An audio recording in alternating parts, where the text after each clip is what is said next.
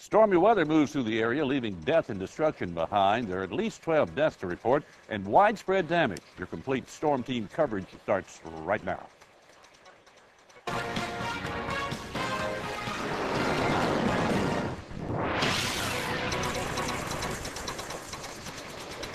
From WTVN, this is News Leader 9 at 11. March comes in like a lion. You're looking at live pictures of damage in Columbus on a day when storms left at least 12 people dead, dozens injured, damage widespread, and Muskogee County schools closed tomorrow. Hello, everybody. I'm Wayne Bennett. And I'm Dee Armstrong. What a day it has been. We have extensive Storm Team 9 coverage of damage in Columbus and several nearby counties as well. The worst of the weather in Columbus came between about 6:30 and 7 tonight and left a lot of damage not far from Columbus Park Crossing. News Leader 9's Priya Ajla begins our live team coverage tonight. Priya? Wayne and Dee, I want to give you an idea of the kind of damage we're talking about. Take a look behind me. This is the Eckards on the Double Churches and Veterans Parkway. What you're looking at is piles of brick all over the sidewalk. The steel frame of the building has been ripped from the actual structure. I mean, you can see the inside beams, you can see everything from inside, and it just looks insulation everywhere. Now, employees tell me around 6 o'clock there was about 30 people inside this building, employees and customers. And many people inside the store say they owe their on Fox tonight, 9 dead across Georgia after tornadoes sweep across the southeast Thursday. A state of emergency declared by Governor Sonny Perdue for several middle Georgia counties. And those counties include Baker, Clay, Crawford, McDuffie, Mitchell, Muskogee, Stewart, Sumter, and Taylor. President Bush is also scheduled to visit the region Saturday to survey the damage. Fox 24's Adrian Hopkins speaks with a father who lost a close family friend in the storms. We begin our team coverage tonight in Taylor County at the home of one of the 9 confirmed fatalities in Georgia. Kyle stares in awe at what remains of his son's mobile home.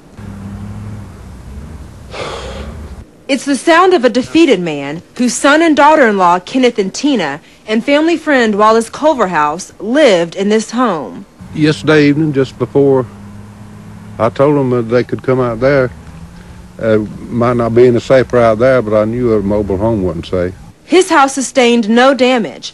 A short time later, the storm hit his son's home. I'm sorry. The trailer was here, and everybody was in the back of the trailer trying to make it out the front door to that van. They got to the porch, and that's when the wind picked up the mobile home and threw it over there. But they waited too late. Had to dig them out of that mess. 48-year-old Wallace Culverhouse died Thursday night. Kenneth, a paraplegic, suffered serious injuries but is stable. His wife suffered minor injuries. It's left his father speechless. I can't say. I'm just trying to take it all in. It's amazing the things that remain unscathed. Had they just made it to the van. We don't get to choose what happens in this world. With one man dead and his son and daughter-in-law in the hospital, where does he go from here? I don't know. Get in touch with the insurance company and pray. That's all any of us can do. Adriana Hopkins, Fox 24.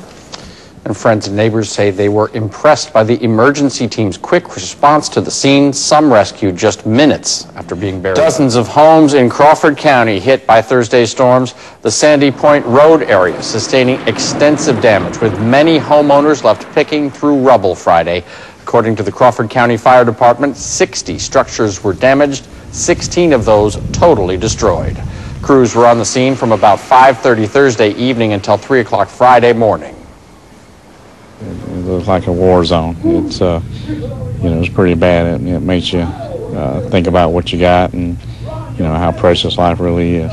Anybody die out there, though? As of right now, we have no fatalities. Crawford County was really blessed. Those same crews back at it again, 7 o'clock. Coverage, community commitment. This is WSFA 12 News at 6. Good evening, everyone. I'm Bob Howell. And I'm Valerie Lawson. And you know, it's still hard to believe what happened in Enterprise in Miller's Ferry yesterday. 2 tornadoes, 10 people dead. Tonight we start in Enterprise, where a massive supercell thunderstorm spawned a powerful tornado. With almost surgical precision, the twister took dead aim at Enterprise High School, sparing an elementary school and a Baptist church on either side of the brick and block complex. At first light, our news crews got their first up-close look at the damage on the ground, and it was startling. Kim Hendricks is live in Enterprise tonight. Kim, were you prepared for what you saw at the school and in the neighborhoods nearby?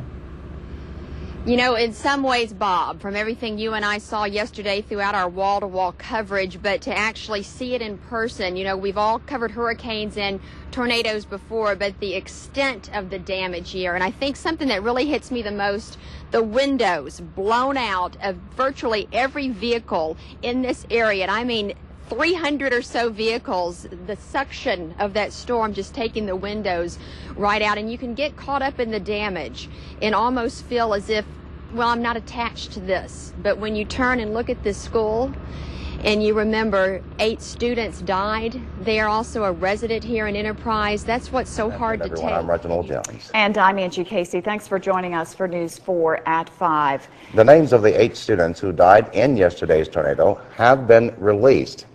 They are 16-year-old Michael J. Bowen, 16-year-old Peter James Dunn, 16-year-old Andrew Joel Jackson. Also, 17-year-old Ryan Andrew Muller, 16-year-old Catherine Medora Strunk, 17-year-old Michael D. Tompkins, and 17-year-old Jamie Ann Vidensek, and also 16-year-old Alice Michelle Wilson. Now, no plans have been released for scheduled memorials or services at this time. We'll keep you posted when those plans are available. Now, the massive cleanup efforts began today on what is left in the aftermath of yesterday's tornadoes. News 4's Rain McKenzie joins us live from Enterprise High School with the latest. Rain? Reg, already reconstruction is beginning. We have a lot of volunteers who have come out from the fire department and the police department, and also lots of volunteers from the community who've come to move away debris. You can see behind me that utility trucks are here at the Enterprise High School to try to get some power up and going to help with the recovery efforts. Right now, we have been declared in Enterprise a state disaster area. That means that we will receive some funding from the government. We have put in to be a federal disaster area. We're waiting to see after the appraisal process if we will qualify for that extra funding, and with that would come many different groups to come in to help with rebuilding efforts and just to help the economy get off of its feet. We're still waiting to see when school is expected to start back. Officials are already looking at several locations in the community for a temporary place.